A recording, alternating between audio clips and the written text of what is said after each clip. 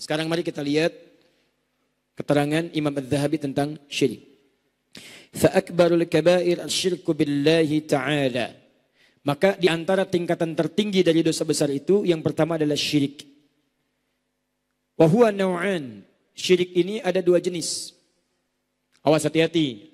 Ada dua jenis, kadang kita tidak sadar. Awas hati-hati ya. Satu. Ahaduhuma an yaj'ala lillahi naddan wa ya'budu ghairahu min hajarin aw syajarin aw syamsin aw qamarin aw nabiyyin aw syaikhin aw najmin aw malikin aw ghairi dzalik. Allahu akbar.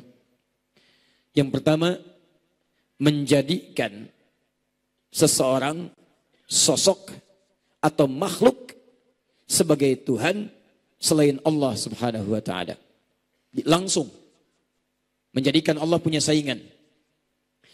Baik itu bentuknya benda mati, benda keras seperti batu. Ya, misal ada yang nyembah batu, minta kepada batu, harusnya minta kepada Allah kemudian minta kepada batu. Ya, dengan keyakinan bahwa minta kepada batu itu bisa mengabulkan. Misal, Masya Allah, dulu kan rame-rame ada batu tuh. Ya, tiba-tiba batunya dipakai jadi akik. Ya kan? Gosok-gosok dan sebagainya. Kadang-kadang tidak sadar. Kenapa pakai yang itu? Ini rasanya lain. Masya Allah. Coba lihat tuh. Begitu antum lihat begini, kayak ada orang tahiyat kan. Mana lihat? Itu. Kelihatan nggak? Mana itu? Enggak kelihatan. Oh, sudah salam rupanya. Sudah salam. Masya Allah. Luar biasa. Kalau pakai ini, harta bisa bertambah. Masya Allah. Dan keajaiban terjadi. Mana buktinya? Sini, saya ajak ke jalan. Begitu taksi lewat, sit. Oh, berhenti taksi. Bukan? Itu yang biasa. Yang dahsyat, ketika saya pakai ini, teman-teman sekalian, itu rasanya saya sudah mendapat keberuntungan. Makanya saya bawa terus, karena saya yakin dengan benda ini, Masya Allah akan memberikan mukjizat. Dan memberikan kepercayaan dan kekuatan pada diri saya. Syirik. Min hajarin, batu. Paham ya? Awas, batu juga banyak. Kubur, alam kubur, kadang tandanya pakai batu. Ya, tandanya pakai batu. Pegang-pegang batunya, bawa-bawa dan sebagainya, gitu kan? Pegang-pegang, mintanya kepada batu. Bukan minta kepada Allah. Awas, kalau Anda ziarah kubur tidak dilarang. Hati-hati. Ziarah kubur silakan ziarah, berdoa kepada Allah, minta kebaikan. Yang salah, minta kepada kubur atau minta kepada batu dalam kubur. Tanda. Pegang. Bawa kain, gosok, misalnya kan. Bahkan Ka'bah, hati-hati. Ka'bah itu batu. Hati-hati, ada yang keliru. Datang, orang tawaf, ini gosok ke Ka'bah, misalnya kan. Ngapain? Ngambil kekuatan. Kekuatan, Masya Allah. Ka'bah diambil kekuatannya, yang lain gak kebagian, kan. Itu bahaya. Bawa, awas, hati-hati. Syirik, gak boleh. Gak boleh. Syajarin, pohon. Pohon, hati-hati, ini banyak kasus. Jangan ditebang pohon itu. Kalau ditebang, kekuatannya akan hilang. Masya kekuatan. Datang cari inspirasi ke pohon. Duhai, berikan saya kekuatan. Duhai. Kata pohon, saya juga udah mau runtuh. Baik, sama. Awas hati-hati. Ada yang mundur, cari. Mintanya ke pohon, syirik. Sering banyak kisah ya. Ada pohon-pohon yang ketika ditebang, sebagian masyarakat mengatakan jangan ditebang. Itu nanti ada ininya, ada itunya dan sebagainya. Tidak. Itu perbuatan setan. Ingat, setiap yang mengantarkan pada maksiat, saya sudah uraikan setan. Paham ya? Tayyib. Ini jangan ditebang Pak, ini jangan tebang. Oh syirik, bukan syirik Pak, itu duriannya belum matang. Nah, kalau itu bukan ya, kalau itu bukan. Au syamsin, menyembah matahari. Dulu waktu zaman penjajahan, ya masyarakat Nusantara sebelum jadi Indonesia diminta menghadap ke arah matahari dan nyembah ke matahari. Membungkuk. Itu nggak boleh, syirik. Makanya banyak ulama kita tidak mau melakukan itu. Ya, atau ada yang sebagian karena terancam nyawanya, jasadnya seakan tunduk tapi hatinya mengingkari. Ada yang demikian. Ada yang sama sekali menolak. Dan tidak sedikit yang mengalami eksekusi. Dan Masya Allah, dengan kalimat itulah kemudian kalimat-kalimat takbir, kalimat-kalimat tauhid, kalimat-kalimat pengakuan, itu yang mengantarkan cinta Allah menghadirkan kemerdekaan bagi bangsa Indonesia. Makanya saham umat Islam untuk kemerdekaan itu banyak. Dan kalimat takbir itu bagian darinya. Termasuk kalimat tauhid. Apa kalimatnya? La ilaha illallah. Apa warna benderanya? Warna tulisannya? Kita lihat. Baik. Ada masalah insya Allah. Itu untuk pengetahuan. Untuk pengetahuan. Ingat ya teman-teman, saya ingatkan betul. Bangsa kita sudah baik. Dasarnya sudah baik. Tidak usah berpikir merubah asas bangsa dan sebagainya. Yang kita pikirkan sekarang bagaimana membantu bangsa ini jadi lebih baik. Itu saja. Kerjakan yang baik-baik untuk negara kita. Mata lihat yang baik-baik, telinga dengar yang baik-baik. Maka ketika antum bekerja jadi baik, bangsa ini akan terkatrol pada kebaikan-kebaikan.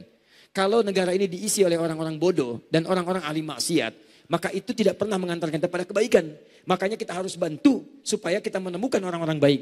Polisinya baik, tentaranya baik, presidennya baik, kan? Penguasanya baik. Karena kebanyakan orang Islam, kita sendiri dulu jadi baik. Jangan minta orang baik sementara antum belum baik, susah. Jelas ya? Kembalikan. Kenapa itu aja yang dibahas tadi? Au kamarin, bulan. Sudah jelas. Au nabiyin, nabi. Awas, menganggap nabi dikultuskan, gak boleh. Gak boleh. Maka dari itu ketika Nabi Isa alaihissalam tidak ingin dianggap sebagai Tuhan, dikejar-kejar sampai mau dibunuh. Sampai mau dibunuh gitu kan. Untuk menolak klaim, gak boleh. Saya cuma nabi, saya bukan Tuhan. Saya cuma nabi, saya bukan Tuhan. Karena itu Nabi Isa alaihissalam dikenal dengan Al-Masih atau dikenal dengan Yesus, menegaskan dirinya nabi bukan Tuhan. Supaya tidak dianggap Tuhan dan tidak dikultuskan. Karena itulah Nabi Muhammad SAW ketika diangkat-angkat dengan kalimat Sayyid, anta sayyidi, sayyid. Ingin dikultuskan dengan kalimat kultus, Nabi menolak. As-sayyidu Allah. Yang sayyid cuma Allah. Bukan berarti nggak boleh mengatakan sayyid. Bukan. Bukan dilarang mengatakan Allahumma sholli ala sayyidina Muhammad. Bukan. Tapi yang dilarang menggunakan kalimat sayyid untuk mengkultuskan Nabi Muhammad SAW. Kalau untuk menghormati nggak ada masalah. Boleh. Bahkan Nabi mengatakan Abu Bakar sebagai sayyid. Umar sebagai sayyid. Ya sahabat lain sebagai sayyid. Boleh. Antum kalau ke Madinah, saya dari Madinah kemarin. Lewat di jalan menemukan kalimat Allahumma sholli ala sayyidina Muhammad. Boleh. Untuk penghormatan pada Nabi Muhammad SAW. Syekhul Islam Ibn Taimiyah punya risalah tazkiyatun nafas. Di ilmu tazkiyatun nafas. Pembukanya, kalimatnya dibuka dengan hamdalah. Kemudian salawat. Ketika salawat mengatakan Allahumma sholli ala sayyidina Muhammad. Untuk takrim, memuliakan Nabi SAW. Tapi mengkultuskan, tidak. Jelas? Tayyib. Syekh di sini bisa tokoh, orang soleh, atau misalnya yang dipandang punya karisma. Karena di Arab itu dipanggil syekh itu bisa 3 kemungkinan. 1, orang sepuh, sudah sepuh. Ya syekh, wen masyi, syekh mau kemana, sudah sepuh. Tayyib. Yang kedua, bisa syekh ahli ilmu. Ya, jadi baik itu sudah sepuh ataupun masih muda dia. Ketika tampak keilmuan dalam dirinya dipanggil syekh. Ya syekh. Yang ketiga, syekh ilmu secara agama mungkin kurang. Tua juga belum. Tapi dia punya pengaruh misalnya. Ya punya pengaruh tertentu. Punya kemuliaan tertentu. Maka dipanggil syekh dia. Di Uni Emirat Arab ada syekh. Syekh di sana bukan yang punya ilmu. Sebagian ya. Ada kalangan-kalangan yang punya harta, punya pengaruh, panggil syekh sebagai penghormatan kepadanya. Nah kadang-kadang, penghormatan berlebihan pada yang punya kedudukan, kadang-kadang sedikit banyak menghadirkan sifat syirik dalam kehidupan. Fir'aun dititipkan kedudukan. Begitu kedudukan merasa tinggi, langsung mengatakan, Ana rabbukumul a'la. Saya Tuhan kalian yang paling hebat. Maka umat Nabi Musa alaihissalam, yang ketika kemudian diutus Nabi Musa, sebagiannya diperintahkan oleh Firaun, sembah saya. Saya yang Tuhan. Musa itu cuma ngaku-ngaku punya Tuhan, saya yang Tuhan. Itu yang bahaya. Jadi kalau seseorang merasa kedudukannya sudah tinggi, maka akan muncul sifat. Ini lihat detilnya kalimat Ibnu Zahabi. Kalau seseorang punya kalimat, punya rasa kedudukan yang tinggi, maka godaan setan akan membangkitkan rasa ingin dipertuhankan dalam dirinya. Dianggap yang paling hebat, itu yang bahaya. Dan itu bisa menyebabkan syirik fatal. Syirik dirinya dan syirik bagi orang lain. Maka muncullah kemudian orang Romawi yang menyembah dengan sujud kepada rajanya. Persia yang membungkuk kemudian kepada rajanya. Seakan-akan dikultuskan seperti halnya Tuhan. Maka turunlah kemudian contoh gerakan sholat. Sujud hanya pada Allah. Ruku hanya pada Allah. Yang dipertuhankan hanya Allah subhanahu wa ta'ala. Paham? Ingat, Az-Zahabi itu detil. Bukan satu kalimat syekh tapi maknanya dalam. Hati-hati teman-teman yang punya kedudukan. Termasuk ustadz. Awas, tolong doakan juga ya, saya dan teman-teman ustadz yang lain. Supaya tidak menganggap diri sebagai yang paling hebat. Kalau sudah yang paling hebat dan sebagainya, ini yang paling bahaya. Sudah menganggap diri paling hebat, paling benar, paling unggul. Maka kemudian dampaknya kepada murid-murid, itu yang seakan-akan menutup celah-celah sampai menganggap tidak ada celah dalam dirinya. Berlebihan kemudian mengangkat dan sebagainya. Paham? Iya.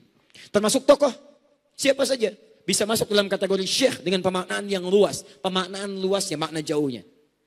Ronaldo, Messi, sekarang Icardi di Inter Milan, misal.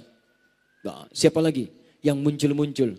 Begitu muncul-muncul, Masya Allah, tempel di kamar.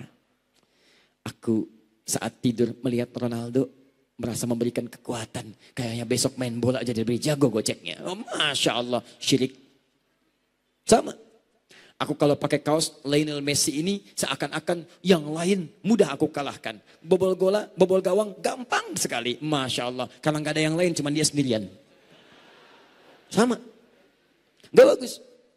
Aku kalau pakai kaos Pep Guardiola kayaknya seperti ahli taktik. Seperti Manchester City 15 kali main, 13 kali menang, 2 kali imbang. Gak pernah kalah. Masya Allah.